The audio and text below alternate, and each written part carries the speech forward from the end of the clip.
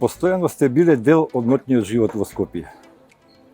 Не се изморивте ли некогаш од брзиот начин на живење? Па не се изморив заради тоа што сега сите ќе се чудат и ќе се смееш, дури и тебе ќе успеам да те наспеам. Ја почнав да пием алкохол пред 5 години. Значи живеам релативно здраво, релативно пристојно, со добар тајминг и добро си го чувам биоритамот. Значи во одреден час легнувам, станувам како што треба. Долго време, не долго време, него речиси целиот живот, фитнес, внимание како се хранам, така да не ме заморуваше целото тоа. Напротив, ми беше интересно. Предизвикот да направиш нешто ново за градот, предизвикот да донесеш нешто ново, предизвикот да направиш ново случување. Значи целото тоа ме држало во добра кондиција и затоа сум се чувствувал можеби незаморен. Друга ствар е што сум знаел да направам паузи. Тоа што изгледа константно, некад имало паузи од 6 месеци, од година, еве сега пред овој последен објект кој го пробувам и го терам како што треба, барем мислам, имав пауза од 2 години. И си давам, значи, помалку одмор, помалку собирање на енергија и да се почне пак од ново со нови сили. Се промени ли на некој начин ноќниот живот во Скопје? Што донесе ново ноќниот живот, а што зема на некој начин? Па порано имаше помалку луѓе кои излагава и помалку луѓе кои се забавува и помалку луѓе кои беа дел од тој некој ноќен живот. Сега е тоа, градот е пораснат. Значи и целото тоа е сега малку пошироко. Имаше многу помалку места за излагање, многу помалку места кои беа битни да се биде виден. Сега навистина Скопје има прекласни локали, не само Скопје, него мислам и цела Македонија. Има убави локали, многу нови момци се влезени во таа работа и се трудат и Скопје не е град од кој би се срамеле и кога ќе ни дојдат гости да ги поминеме сите тие убави места. Значи бројноста на местата е првото нешто, а второ и многу повеќе публика која искача. Од друга страна, можеби малку сме внимавале повеќе на музиката, сега можеби малку таа некаква шунт музика или јас секогаш бирам како ќе кажам, не сакам ништо да навредам, значи секој со својот ниет, секој со својот ум. Не секогаш ми се допаѓа лично на мене, често наоѓа на критика од одреден круг на луѓе. Значи разликата и не е некоја голема, сем по бројноста на местата и по бројноста на публиката која искача да се забавува. Музиката е составен дел од вашиот живот. Уживате во музиката. Каква музика слушате сега? Значи буквално слушам се. Ако кажам дека има 20-30 песни од тој најизвикан турбо фолк, па до тоа дека децата ми заспиваат со африканска музика и со реге, значи тотално немам лимит. Значи никаков лимит. Зависи моментот, зависи денот, зависи расположението. Не сум врзан за некоја одредена музика, некој одреден жанр. Да. Знам да се насмеам самиот на себе си ако некогаш им се посмевам на тие кои слушале Аба, дека сега знае Аба да ми направи да го почувствувам сентиментот. Така. Знае да ми врати некои спомени. И баш со тоа почна и затоа и немам никаков лимит во слушање на музиката. Сакам се. Да. Кој ви е омилен пијалок? А дење сакам да се напијам 1-2 раки.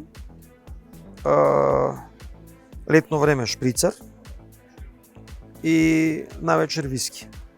Не премногу. Значи не сум си дозволил да бидам алкохолизиран, пијан, Да. одземен, како год сакаш кажи го народски. Внимавам дури и ден денеска со тоа. Значи неколку раки, неколку виски и тоа е се. фактички, па дури ни за пиењето те гледаш, малте не наброја все, Да. умерено, зависи од денот. Не сакам модерни пијачки, не пијам водка, не пијам джин тоници, не пијам некои пиења кои сега се Мешавини. може мешавини, да. Баш така. Како Томе се релаксира во текот на денот? Мене денот ми трае едно 72 сата. Значи на сите им трае 24, мене ми трае 72. Спијам многу малку. Спијам неколку часа во 24. Зафатен сум многу околу клинците и се трудам да бидам и релативно посветен татко. Кога работам, знам да работам и да изгорам во работа, значи да работата ми трае и 10, 12, 15 сата да биде на нозе. Се уште уживам во тоа да ги пречекам сите гости. Многу често знам да постужам, многу често знам да се најдам во кујна. Наутро набавките кои треба да се направат за денот, сега во ресторанот или ако е дома, за дома, готвење на храната. Углавном готвењето на храната сега веќе почиња да ме релаксира. Посебно кога има музика у селото. Тоа, значи, нешто кое нема да ме замори никогаш. Дури да сум 10 сата на нема да се Дали чувствувам. тоа дојде со годините или од претходно имате љубов со храната? Пробувам сега у задње време и тоа да се сетам. Значи, многу одамна имам желба за готвење и многу одамна готвам. Значи, збориме дека сум почнал да готвам пред некои 20 и кусур години. И тоа затоа што сум манџија. Затоа што сум зависник од убава храна, затоа што сум зависник од вкус. Значи, не ми е мене битно само да се изнајадам така колку да сум се изнаел, него сакам да тоа што кога ќе седнам да јадам, да тоа биде сето спремено како треба. И бидејќи наоѓав мани и замерки, почнав да спремам сам и нормално сега сум јас на мета на тие кои сакаат да ми најдат замерки, да ми најдат мани и да се трудам да секогаш биде тоа се подобро и подобро. Кој е најомиленото јадење кое сакате во спремата? Па дефинитивно месо.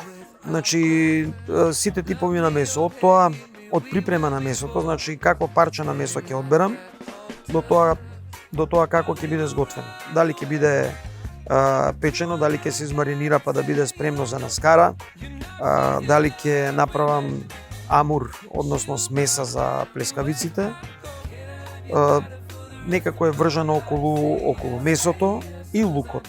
Составен дел, мислам, денеска не јаде лук само заради тебе и да не осетат гледачите, инаку речи си во сите јадења лук, секогаш зависник од тоа е. Без кој 5 работи не можете во текот на денот? Па не можам без децата, не можам без музиката, не можам без тие две раки, да кажеме. Не можам. Можам, али се задоволство. Тоа е убавината на денот. Не можам без да сготвам. Често пати знам да сготвам за сите останати, па дури да не го пробам јадењето, али да гледам како други уживаат во тоа. Сакам кога ќе поминам малку и по социјалните мрежи.